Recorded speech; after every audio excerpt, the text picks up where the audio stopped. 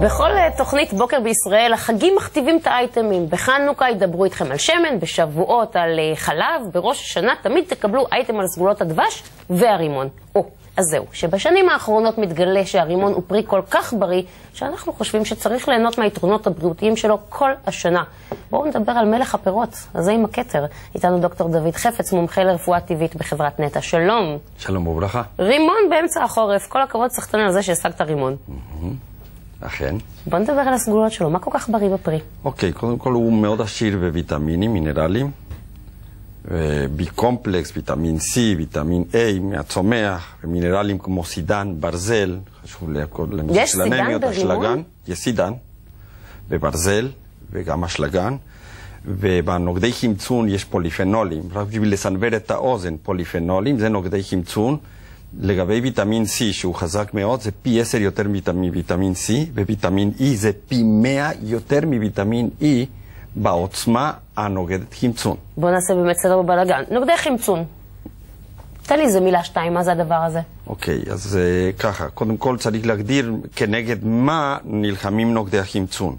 יש חומרים בלתי יציבים מבחינה כימית, מבחינה ביוכימית, שנקראים רדיקלים חופשיים. מה שקורה איתם, זה חומרים שהאי-יציבות שלהם נובעת מזה שבספין החיצוני של האטום יש רק אלקטרון אחד שמחפש את הבן זוג. אז הנוגד חמצון זה המרכיב שבא ותורם לו אלקטרון אחד ומייצב את המולקולה. ומה הבעיה עם רדיקלים חופשיים?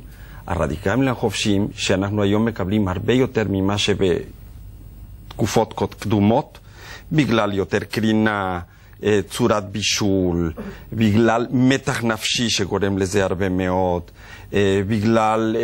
בקיצור, אנחנו מוקפים ברדיקלים חופשיים. הרבה מאוד רדיקלים חופשיים, והערכים התזונתיים באוכל ירדו הרבה מאוד מבחינת נוגדי חמצון, ואותם הרדיקלים חופשיים הם אחראים לתהליכי הזדקנות מואצים, ולמחלות ניווניות כמו טרשת עורקים, סרטן, מחלות כלי דם ולב, סכרת וכו'.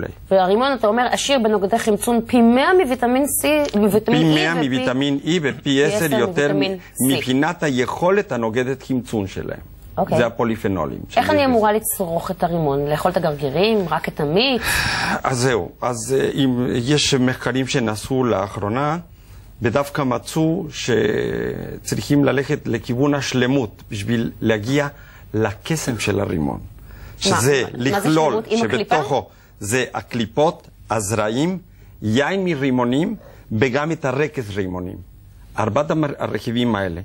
וכשאנחנו משלבים את כל הרכיבים האלה, הם מסייעים לנו בצורה מאוד משמעותית לביסות של רמת סוכר מתי שהיא גבוהה, שומנים בדם, מעכב טרשת עורקים, ולא פחות חשוב, לעניין של הפרוסטטה. גברים מעל גיל 40-50, השכיחות של הסרטן בפרוסטטה הוא משמעותי ביותר. פחות של סרטן, יותר של גידולים שפירים של בלוטת ההרמונית.